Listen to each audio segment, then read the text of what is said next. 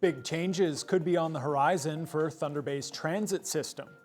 Good evening and thank you for joining us. A report detailing a hybrid transit model will be brought before City Council on Monday evening, touting the need for some on-demand services along with the conventional fixed routes.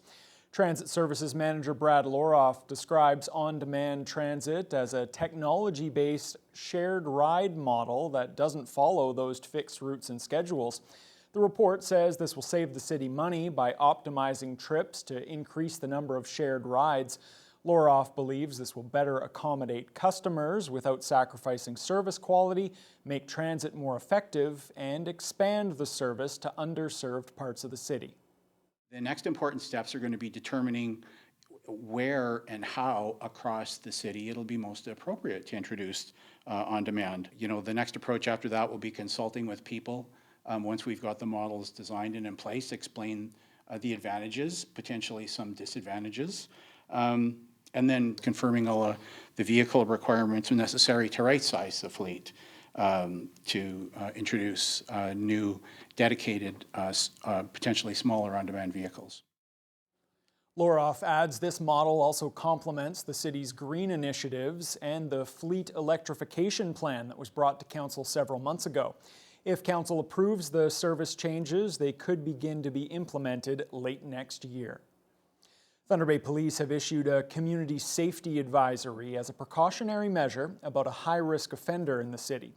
Tony Gordon is 31 years old and has served time in prison for convictions of break and enter, prowling at night, sexual assault, and assault by choking, suffocation, and strangulation. He's prohibited from areas where people under the age of 16 are present or are expected to be present.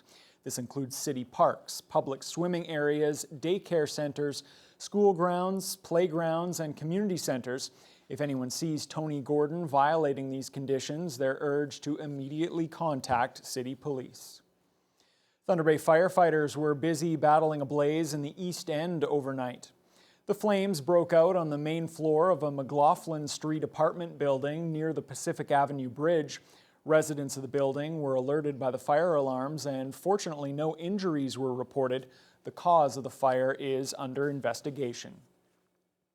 A 30-year-old in Rainy River is accused of arson after a building in that community on River Avenue was allegedly set on fire shortly before 11 o'clock last night. The suspect has been charged for arson with a disregard for human life and appeared in court earlier today. Anishinaabe police have also charged 2 teenagers in Cat Lake First Nation with arson in connection to a warehouse fire there back in July.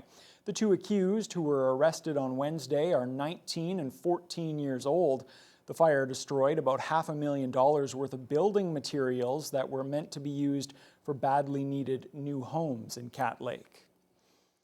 Grassy Narrows First Nation is celebrating some good news. Chief Rudy Turtle says they've been approved for about $24 million from the federal government to bring 100 new homes to the community.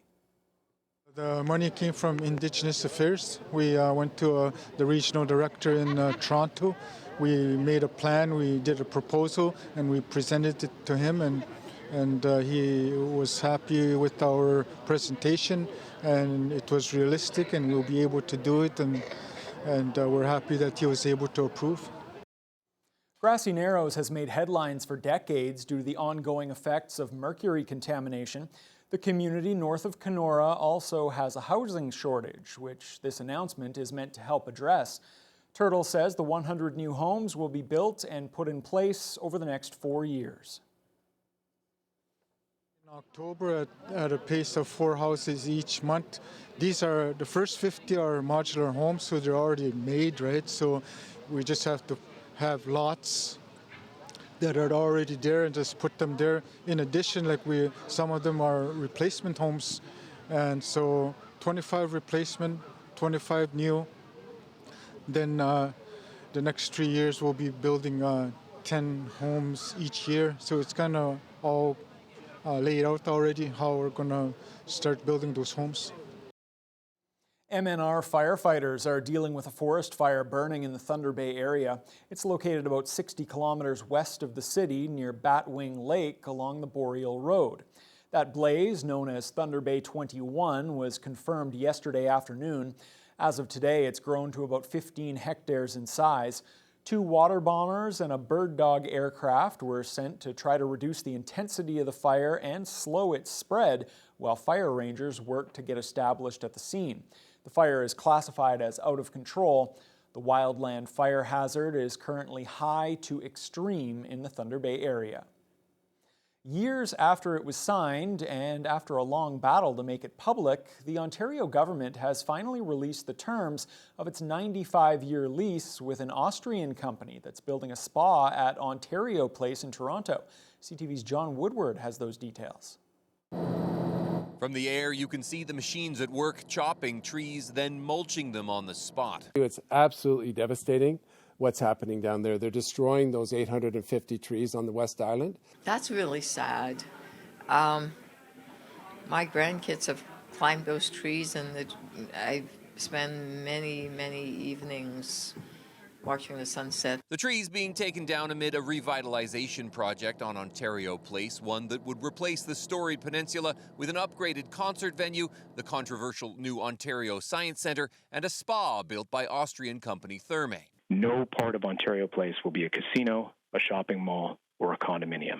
The province had refused to release the Therme lease until today. The lease says Therme is expected to pay about $1.95 million a year, 3.5% of the assessed land value in 2032. That would soon rise, with a performance payout expected to be $2.07 million. The province says they would pay $1.1 billion in rent over the 95-year life of the contract and $855 million in maintenance payments. The province committed in the contract to a 1,200-space parking lot, now says it will be building a 2,500-space parking lot. If it doesn't, the contract says the government will pay $5 a space per day, working out to about $2.2 million a year.